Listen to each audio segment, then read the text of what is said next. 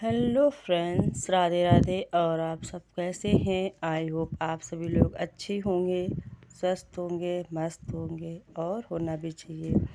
और आज आप सभी लोगों का फिर से स्वागत है एक नए ब्लॉग में वाशो शुक्ला यूट्यूब चैनल पर। और आज का ये ब्लॉग फिर है पूजा का ही है, कहीं मंदिर जाने का नहीं। तो ये है घर की पूजा का। तो आज हमारे घर पे कराई गई थी, मैंने ये की थी वहाँ पे अपने मायके में।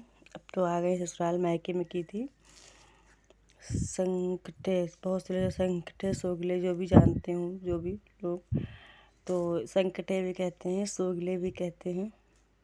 आप लोगों के यहाँ क्या कहते हैं प्लीज़ आप लोग भी बताइएगा। हमारे यहाँ तो यही कहते हैं, संकटे और सोगले कहते हैं। तो हमारे यहाँ जो इकारी होती हैं उसमें 5 लोग होते हैं, जो दोहरी होती हैं उसमें 10 लोग होते हैं। 10 लोग उसमें क्या ही होते हैं, उसमें 9 लोग होते हैं, खुद को मिला के 10 की जाती हैं। तो आप लोगों के यहाँ कैसे होती हैं प्लीज़ आप लोग बताइए। और हमने ब्लॉग शूट करना भूल गए थे, तो इसकी वजह से जो शूट हो रहा है वो लास्ट का शूट हो रहा है। और जो कथा कहानी इसको कहते हैं और आरती हैं वो सब हो चुकी थी, तो प्लीज़ उसके लिए सॉरी, वो नहीं शूट हो पाया था, बिल्कुल दिमाग से ही निकल गया था, तो बाद में शूट हुआ था।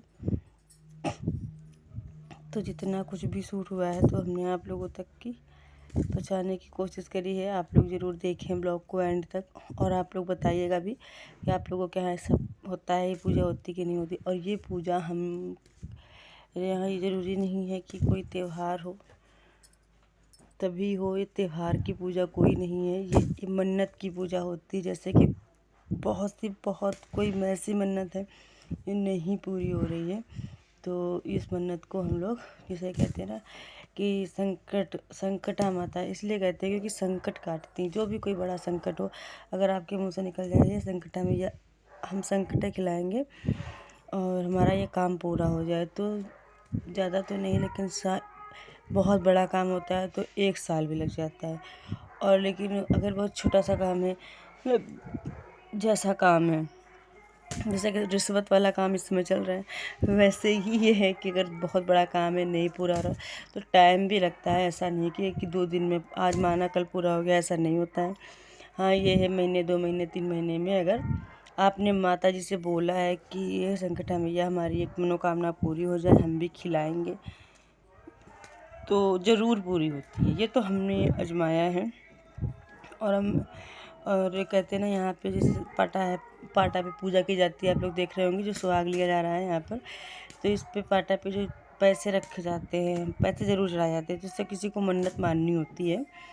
जिसको नहीं मालूम है उसके लिए बता रहे हैं, जिसको मालूम है उसके लिए नहीं।